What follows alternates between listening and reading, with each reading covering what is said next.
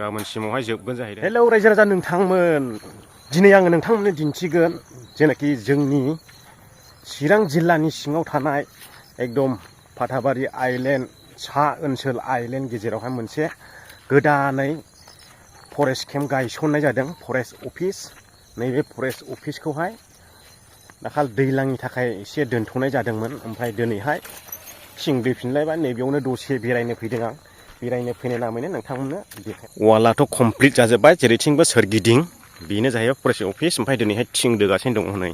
ओमफ्राय फरेस्ट अफिसाव हाबग्रा लामाया नै बिदिसो। नै सोर सोरनि बाइक दङ मिथिला, दासो दोखादों नामा। बे सलारा जोंले नामालै। बा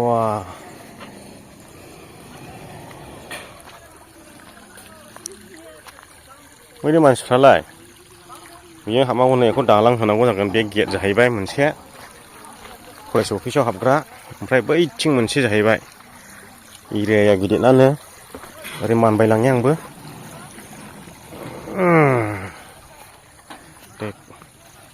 दिनै थिं लागायगासिनो।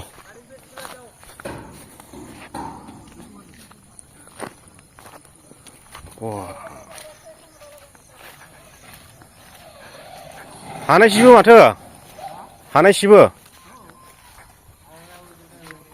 अभी खत्म हो जाएगा ना कल? ओनली पत्थर ही लगेगा, ओनली पत्थर लगेगा और बाकी का काम डोरिंग मिलेगा तब करेंगे। अच्छा, अभी आप लोग पत्थर लगा के जाएगा। ठीक है, लगाजेनबाय दायो। बढ़िया नुसिगोन। और जो पेंटिंग करता है वो भी अलग से होगा ना। एसे समायसिगोन, खिबु मोनजों देखायनो एसे।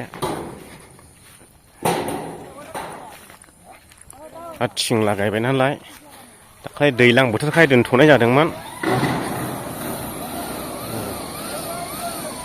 डाइरेक्ट मेचिनजों होखादों माथो।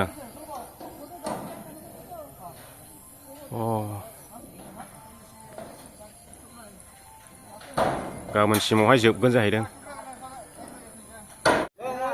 बेयाव मोनसे, ओमफ्राय बेयाव मोनसे सलार लाइट दङ। दा मावगासिनो रायजो राजा नोंथांमोन। बेरायनायजों लोगोसे एसे देखायबाय नोंथांमोननो। दिनैहायसो दोनाय जाबाय थिंखौहाय। ओमफ्राय बाउन्डारियाथ' फुरा ओरैहाय कमप्लिट जाजोब्बाय। गासिनावबो गेटल' बाखिसै। ओमफ्राय पेन्टिं बाखि दंबावो। कालार होजोबबावगोनदां वालखौबो, ओमफ्राय बेखौ कालार होगोन। बाउन्डारियाथ' फुरा सोरगिदिं जाजोब्बाय।